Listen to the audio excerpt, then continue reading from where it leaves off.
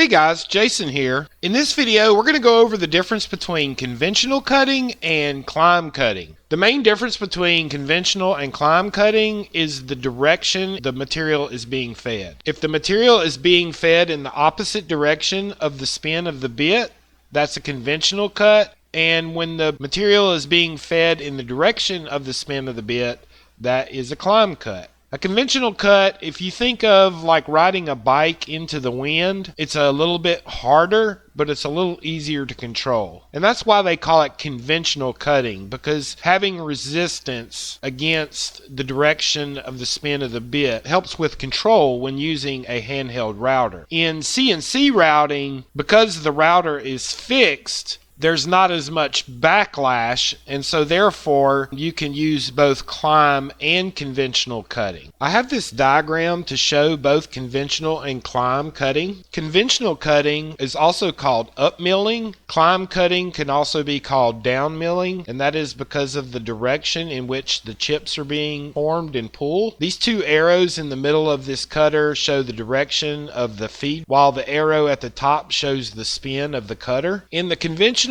cut, chips start at the surface, they start thin, and they end at the thickness of the chip load. Chip load is the amount of material that's going to be removed with every flute as the cutter comes around. In conventional milling, the cutter basically rubs until it gets a large enough bite to start making the chip. It forms the chip until the chip is evacuated in front of the cutter. Conventional cutting and CNC routing can actually reduce tool life by 50% if used heavily. A lot of times, because the chip is being evacuated in front of the cutter, it has a tendency for that chip to go back into the cutter flutes, come around, and then be recut, and can actually produce a less than perfect surface finish. Climb cutting is just the opposite. Climb cutting or down milling starts with the full thickness of the chip and ends at the thinness of the chip. This compresses all of the wood inside of the flute, and it is evacuated behind the cutter. Because the chip is being formed thick to thin, more heat is transferred into this chip, and because it's also being evacuated behind the cutter, it's less likely to be recut, and that can not only give you more heat reduction, it also produces a better surface finish. Now,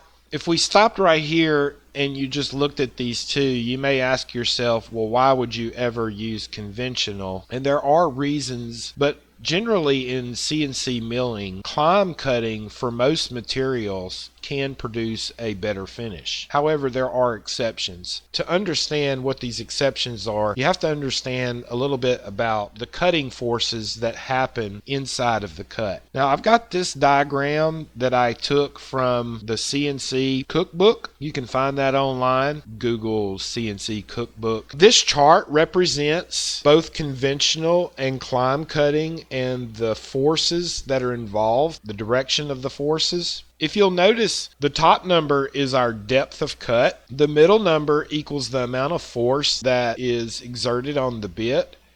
And the step over percentage is how much of the bit is being engaged in each one of these examples. And if you look how 100% engagement would be where the bit was plunging into the wood for a first cut. And you can see that the forces that are against this bit are pretty strong. And if you look at the conventional cuts, you notice that the force against it is more parallel with the material. Whereas when you get to the climb cuts, the forces are forcing away from the material and sometimes can pull the bit into the material or force the bit even further into the material. Depending on the material, if it's a really light material that can have a lot of chip out, like plywood, super light woods, you actually would rather use a conventional cut because the forces are parallel with the surface of the material. And so there's going to be less chip out because of those forces. When you have a lot of forces that are going against the direction of the wood, then the bit either tends to dig in or be forced out of the wood in the climb cut. The easy way to remember this is that conventional cut is really good for light passes when you're removing a little bit of material material in lighter materials like light woods, softer woods. Anytime you get into hard materials, hardwood, metals, you almost always want to use climb cut. The material is dense enough that these forces do not have as much effect, and the cutting conditions will have more effect on the surface than these deflection forces. This is called deflection, or the force of deflection, whereas these are conventional and climb cutting forces. And this is formed by how the chips are made. Climb cutting is the preferred go-to method for most CNC applications, while conventional cutting can give a better finish when used with light finishing passes. Hope this helps, guys. If you stuck around this long and thought this was valuable, please subscribe to our channel. Give us a like and share this with someone. If you have any questions, please leave them in the comments below.